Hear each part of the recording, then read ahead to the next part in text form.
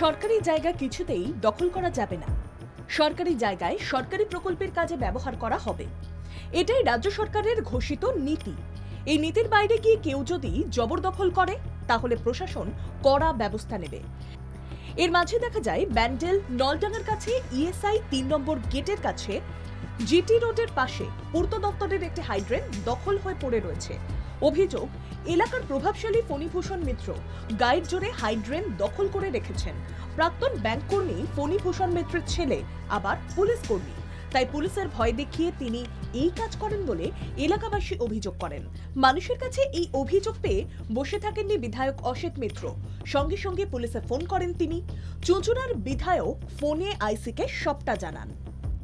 এই ধমকি দিয়ে এই সব করেছে এবং নলডাঙ্গা সহ কোদালিয়া যে জলের তলায় দেখছেন সব এই পরিবারের জন্যে।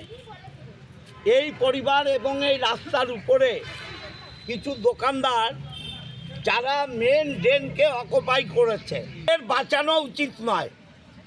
যারা হাজার হাজার মানুষকে জলের তলায় রাখছে তাদেরকে বাঁচিয়ে আমি ভুল করেছি, সেই ভুলের প্রায়শ্চিত্ত করব। যারা ড্রেন অকুপাই করেছে সব দোকান আমি ভাঙিয়ে দেব।